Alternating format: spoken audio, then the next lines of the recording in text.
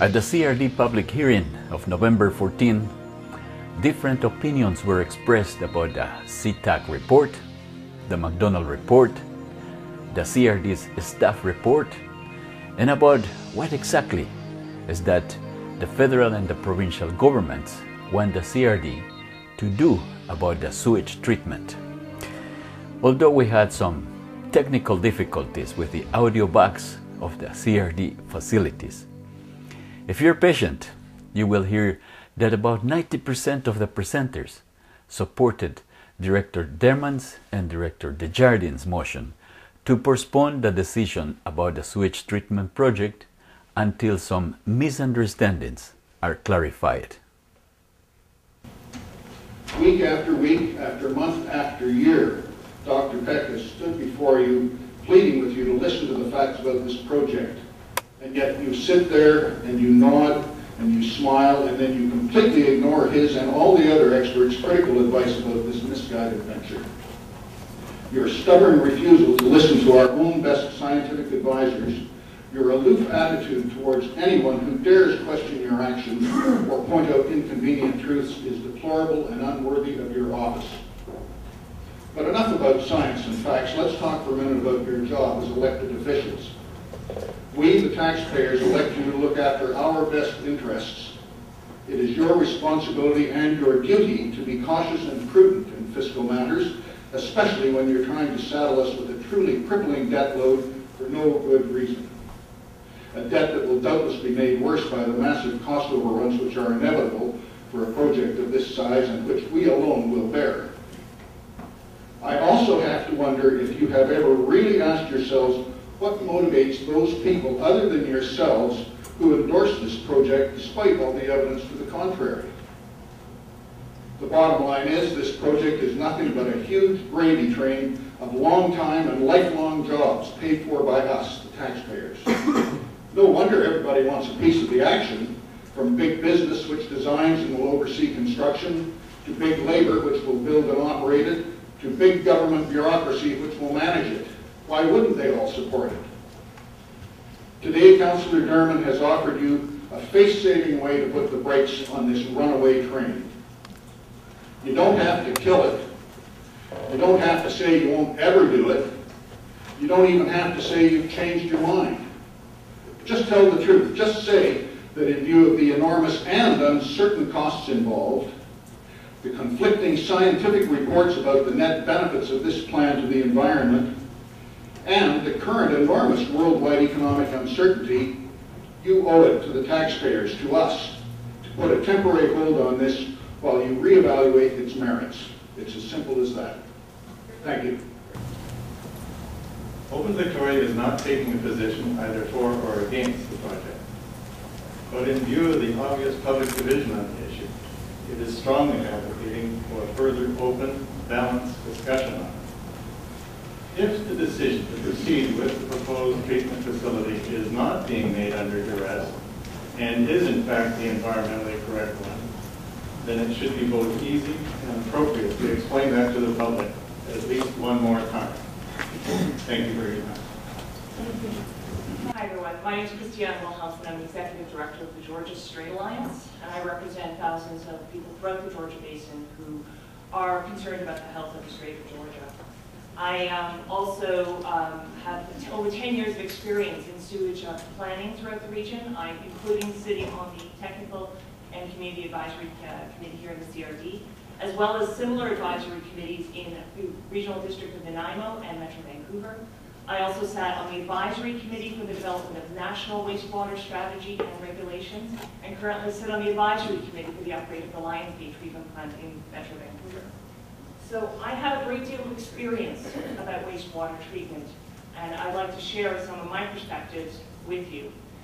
So there is a tradition in this region around treating the outfall of the Bight as someplace that we put our waste, someplace that we dump things that we don't want to take responsibility for. But one thing I want to make clear today is that today we do dump, and I use that word on purpose, we do discharge 150 million liters of raw toxic sewage into the marine environment every single day. It is toxic by anyone's definition. It is not just food, which some people like to say. It is filled with a larger and increasing amount of toxic chemicals that we are asking our marine environment to deal with because we don't want to. Now, just a quick history of where we've come from. Obviously, there's been a lot of debate about wastewater treatment, and for a long time, the CRD was refusing to do treatment, and the province was supporting that. They approved a liquid waste management plan in 2003 with no plan for treatment. But in 2005, the CRD asked an independent, unbiased group of scientists to look at the liquid waste management plan and let them know if the plan was doing what it was supposed to do. Now, of course, in 2006, what is now known as the CTAC report, as well as the MESL Contaminated Sites report, were released. These are both scientific reports, and the province used that information to order treatment. We've now spent the last 6 years talking about treatment, looking at different designs, talking about the best technology. There has been a lot of discussion, community involvement, experts, scientists, engineers talking about this, and we have a plan. The plan may not be perfect, but that plan can get better. The idea of scrapping it and wasting millions of dollars to start over again is irresponsible financially and irresponsible environmentally. We now have the money in place to build the plant. We also have laws in both the province and the federal government which mandate it. Adequate control of toxins via source control is unlikely. What that means is you will never deal with all the toxins in sewage just by source control. So the idea that that is the only way to manage it is false. The relying on dilution is not a long-term answer. The idea that you could call dumping sewage into the environment sewage treatment is irresponsible and reprehensible in my view. No wastewater manager worth his or her salt would acknowledge that. There is a term for dumping effluent into the ocean. It is called pollution. There's no other definition for it. The marine environment was not designed to take our waste and deal with it. It's up to us to take responsibility. The CTAC report also acknowledged that scientific risk concerns argue for treatment. Improvements to wastewater handling in the CRD will result in significant reductions in risk to human health and the biologically rich marine environment. These are scientists who have said this. There are scientists who disagree, but the idea that all scientists don't support sewage treatment is simply wrong. There's also a fallacy out there that the marine environment is perfectly fine and not being impacted by sewage treatment. This is not true. The Contaminated Sites report in 2006 said the seabed is sufficiently contaminated to warrant designation under the Contaminated Sites regulation. Where does that contamination come from? I've heard many theories. But the most obvious answer is the sewage itself, and in fact, that's where it's coming from. And here's the other point that that report made. Source control and wastewater treatment, rather than active remediation, will provide a cost-effective means to achieve sediment quality objectives. The idea that sewage is benign is false. I hear a lot of scientists saying it's just poo. It's not. It's increasingly filled with toxic chemicals. The other fallacy you're being told repeatedly is secondary treatment is worse than dumping it into the ocean. Listen to that statement. Madam Chair. Oh, sorry. Okay. Thank you very much. A sound business case in terms of tourism revenue. We rely upon tourism revenue in Victoria, particularly the city of Victoria. And if it's going to be impacted by not moving forward on treatment, it could cost us. It could cost us dearly. So that needs to be part of the equation, and I assume that is part of what you're thinking of. Help us understand this issue. Thank you. Speaking to Agenda Item 7, Director Durman's motion, I urge you to support the following part of the motion. Based on extensive scientific and health assessments that indicate minimal harm and risk, lobby the federal government at both the staff and political level to categorize current sewage practice in the core area as low risk. Such a categorization would require compliance with the new federal municipal sewage regulation by 2040. Here are the reasons for supporting this. I take issue with some of the comments in the letter from a staff member at Environment Canada, Mr. James Arnott. Mr. Arnott has given the technical interpretation of this new regulation. I should point out that the legal wording of the regulation does not require secondary treatment. So nowhere in the regulation is secondary treatment mentioned. It requires meeting the TSS, the total suspended solid, and the BOD levels. CRD staff reports have clearly stated that within a number of meters of the end of the diffusers, which are at the end of the deep sea outfalls, these two parameters are met. If the regulation was interpreted to allow an initial dilution zone, as the province of BC has in the past, then the current practice, where the effluent is treated naturally by the marine environment, will meet the federal regulation. This is why I urge you to support Director Derman's motion. The engineered deep sea outfalls with their diffusers were well designed to and do maintain a great deal of control over the wastewater. This is worth challenging for our waters of Victoria. Today's staff report refers to less use of the ocean oxygen as a result for the land-based treatment. Oxygenation of the waters of Victoria is high, and so there is no benefit in avoiding this naturally occurring environment that digests the biological component of the liquid waste, the rest is water, as stated in the staff report. I am certain that CRD staff can provide you with all the information needed to provide a challenge to the federal regulation. In 2010, CRD staff, knowing so well the unique receiving environment of Victoria, made a submission in response to the draft federal regulation, in which it was stated as follows: we encourage the federal government to consider an environmental risk assessment approach to regulating wastewater discharges rather than the single set of proposed standards for all receiving environments. In many marine receiving environments, the application of the proposed national performance standard is unlikely to result in any measurable environmental improvement. Alternatively, we suggest that the federal government could adopt a waiver system similar to the US EPA waivers that support exemptions to secondary treatment standards in less sensitive receiving environments. Unfortunately, the regulators chose to take a one-size-fits-all approach and ignored this very sensible submission from the CRD staff. The CRD needs to make a political decision to take action through lawyers to obtain a waiver in spite of the letter from Mr. Arnott, who provides a technical interpretation of the regulation. The law needs to be challenged. I hope you can be persuaded to do so. It would be great benefit to the taxpayers and the environment if the CRD obtains a waiver, as did San Diego and other places. Thank you very much. The first issue concerns the order for further treatment. Anyone who reads the CTAC report will not find a recommendation to implement land-based secondary sewage treatment. The order from former Environment Minister Barry Penner ignored the conclusions of this report, which is also full of political opinions that clearly have no place in a report that is meant to be a scientific review. Further, the CTAC report never received a peer review, which means its actionable value is limited. The McDonald report that Penner relied upon also makes no secondary treatment recommendation. In fact, neither of the full recommendations of these two reports form a basis for the land-based secondary sewage treatment project that the CRD plans to implement. If that weren't enough, the 2012 Federal Wastewater Systems Effluent Regulation also makes no mention of secondary treatment.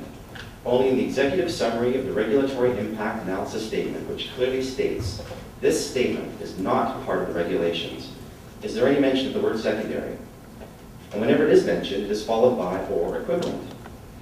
In other words, there is an expectation that the objective of treatment can be met without the specific application of secondary treatment.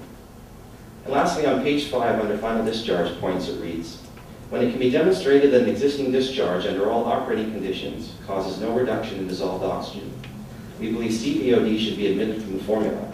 This is often the case for discharges to the marine environment, particularly open marine waters. Now, I'm referencing this last point, and I direct it to councillors, environmental groups, and others who are occupied with dead zones and the oxygen depletion of the ocean. The scientists tell us there are no dead zones, and also look at the abundance of life around the outfalls. So here we all are today sitting before you, requesting that as our representatives, you support the two motions outlined in the agenda, because it is not only the sensible thing to do, but long overdue, and we stand upon a precipice. It is my sincere hope that this body takes a stand on behalf of the public it serves and challenges the regulations which its own staff appears to feel is inadequately serving our needs. Citizens are demanding that all levels of government take a hard look at the facts and not simply cast them aside for political convenience. Thank you. I have a family history of Victoria that goes back over 100 years, and I grew up learning that the beaches were dirty and you don't go clamming off day and never eat bottom feeders. That's a reality that I grew up with. On October the 8th, I walked along Dallas Road and looked over, as often we do, just into the water. And there were 40, 50 dead coho washed up against the shore. I've heard said that everything washes out past Breaks Rocks and only fresh water enters in to that strait out there.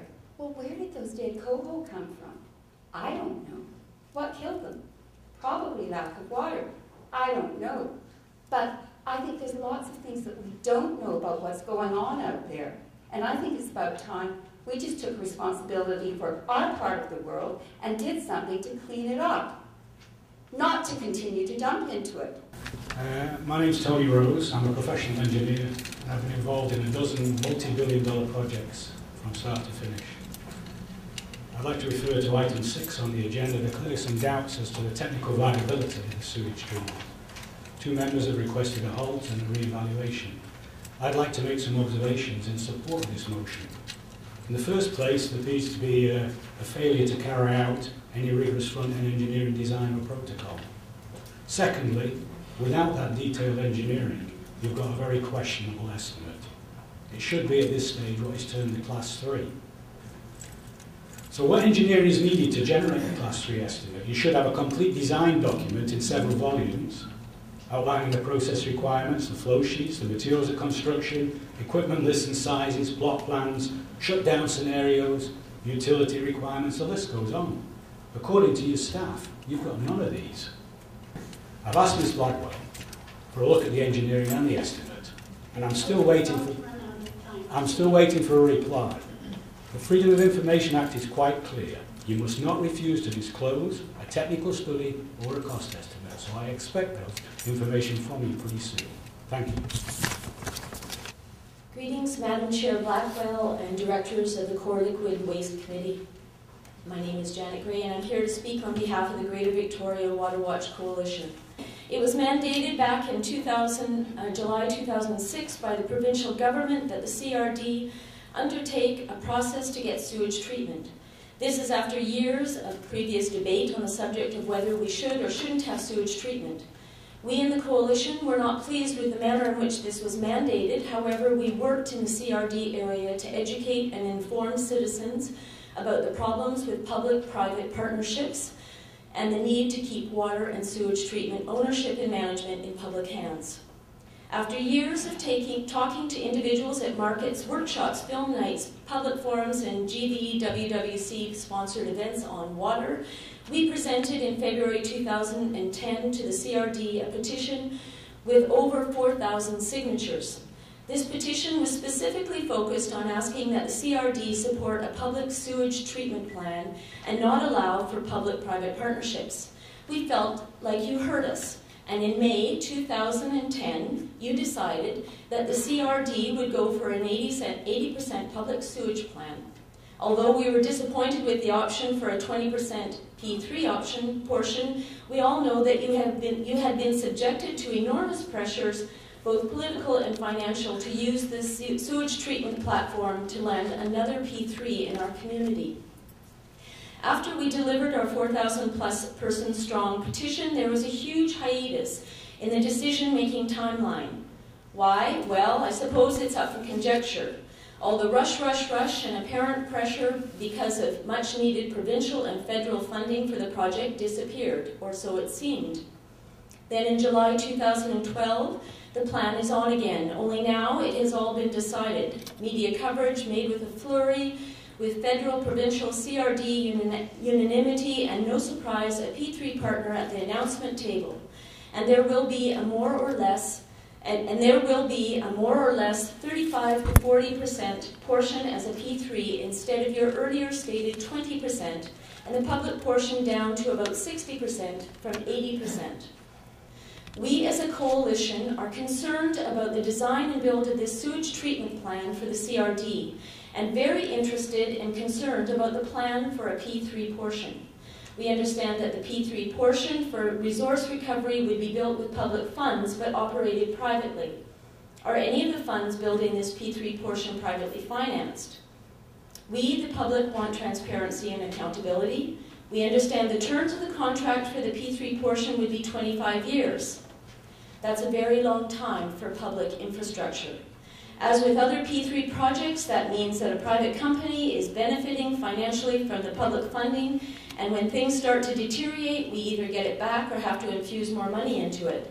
This is our one and only ocean, our sewage problem, and our crap. And our resources, let's benefit from it, over the long term. But let's deal with it once and for all and keep management and control of it in public hands. Thank you. The preamble to the federal wastewater regulations states that the objective of the secondary wastewater treatment requirement is to reduce the risks of the ecosystem and human health. And there are obviously laudable objectives. However, the issue that we have here is whether on-land secondary sewage treatment would in fact achieve those objectives. And the short answer is that they would not, and therefore they should be challenged. On the health aspect, the best information we have available is that from the 6 current and former health officers for the region, in whose considered opinion there are no net health benefits from the proposed treatment. You have their views, and I need not repeat them here. On the environmental benefit side, the most informed opinion is from the 10 scientists from the University of Victoria, whose views were published in the Marine Pollution Bulletin number 56 in 2008, pages 18, 15, and following. Again, you have their views, and you have their analysis, and I need not repeat it here.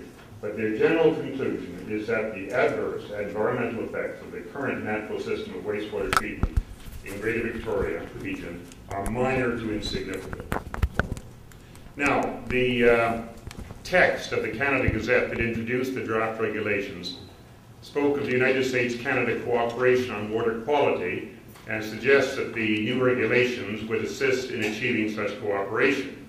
Unfortunately, it was expressed as a hope, a pious hope, with no analysis of the factors involved.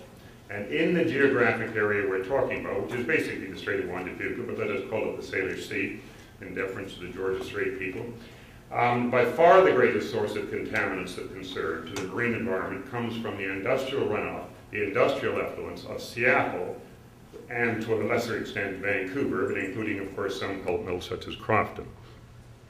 The transboundary marine contamination issue was dealt with some years ago in 1994 by a joint Washington-British Columbia marine panel.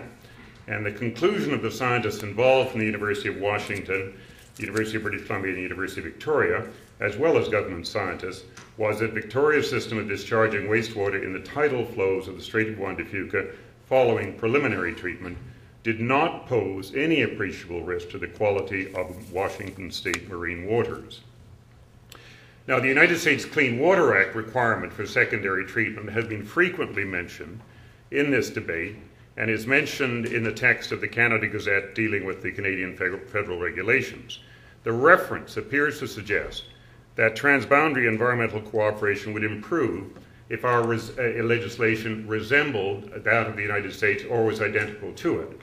And what was not mentioned is that the United States Environmental Protection Agency has consistently, over the years, granted waivers for Pacific coastal city with similar situation to Victoria. San Diego has recently had its waiver of the Clean Water Act requirement for secondary treatment confirmed and extended yet again. And there is little question that Victoria would be exempted for similar reasons were the United States Clean Water Act to apply on the Canadian side of the Strait of Juan de Fuca, as well as on the American side to the south. Thus, the reference to the United States Clean Water Act, rather than being an argument in favor of on-land secondary treatment in Victoria, is in fact an argument against such a provision being applied here. Now, the one-size-fits-all approach for communities below the 54th parallel, by the way, almost half of Canada's landmass is excluded from the regulations, the Canadian regulations, regardless of marine or freshwater situations, regardless of the success of source control measures, regardless of tidal effects, regardless of current effects, regardless of the oxygenation levels of the receiving water, and regardless of a host of other disparate factors, simply doesn't add up to sensible public policy and does not justify the waste of $1 billion that could be used for some other desirable project with genuine benefits over genuine cost. My time has expired, but I would like to stress that that is always the case, and we must never forget that $1 billion taken away and used in this area means $1 billion less for a host of other worthwhile projects. You will be deliberately denying money for other projects if you make the decision to proceed with this money for the on-land sewage treatment plant and system, which expert opinion says is unnecessary. Thank you. My role here today is to encourage you to continue developing a sewage treatment plant. Others have spoken to the science of it one way or the other. So I'll try to speak to the morality of it. Okay, to make my point, I'd like to ask a seemingly unrelated question. Why do people donate blood? We do it because we want to live in a world where people don't die for lack of blood. Those people might be us someday, or our friends, or somebody we've never met. This is an application of the ethic of reciprocity, the so-called golden rule. If you're a Lord of the Rings fan, you can think of this as the one rule that binds them all. The ethic of reciprocity also applies to sewage treatment. How many of us would want to live in a world where the waste products of 7 billion people are just commonly flushed into the nearest convenient water body? Others are trying to delay sewage treatment plant, and it reminds me of an old joke about two men jumping from an airplane who delay deploying their parachutes as long as possible. When they're finally 3 feet above the ground, they decide not to deploy their parachute because they can jump the rest of the way. Hopefully we will not be so foolish, delaying our treatment until our environment is so degraded it's no longer worth bothering. Thank you. My name's Tony Gooch. I'm a resident of Oak Bay, and I'm a retired management consultant. In 2007, the Canadian Council of Ministers of the Environment received a report from Marbeck Consultants. Marbeck had been commissioned by the CCME to develop a template for cost-benefit analysis of municipal sewage waste plants. The introduction of this report noted, and I quote, "In times of competing resources, when alternative technical options have different costs and environmental effectiveness, the policy objective becomes not only to improve surface water quality per se, but rather to improve surface water quality in an economically efficient manner. Thus, there is a need for not only information as to treatment costs, but also information on the environmental and economic benefits that can be expected to flow from investments in municipal wastewater treatment." The consultants went on to examine in detail the costs and benefits expected from shifting from water dispersal sewage systems to land-based systems in 185 locations in New Brunswick and 43 locations in Newfoundland and Labrador. The total cost of the new facilities in these places was $781 million. The consultants identified the benefits that could be expected from reduced BOD, biochemical oxygen demand, and reduced TSS. These range from improved biodiversity to improved drinking water. They also identified and measured economic benefits that would flow from the surface water quality. These benefits were reduced health risks associated with safer surface water, reduced health risks associated with recreation such as swimming or fishing, improved recreational opportunities, and significantly improved property values. They also measured the economic benefits from employment associated with the construction and the operation of facilities themselves. The report concluded that the measurable benefits amounted to $1,522 million, which compared very favorably with the $781 million of construction costs. The largest benefit they identified was the expected increase in property values, which amounted to some $600 million. And this is how we got to where we are today. Based on this analysis, the CCM concluded that a Canada-wide strategy for the management of municipal waste effluent was economically beneficial and should be adopted. The CCME recommended a set of standards that should be met by all municipalities across Canada, and this became the regulations which Victoria now feels obliged to meet. This one-size-fits-all edict that the CRD feels it must comply with was based on an economic cost-benefit analysis of upgrading 228 communities in New Brunswick and Newfoundland.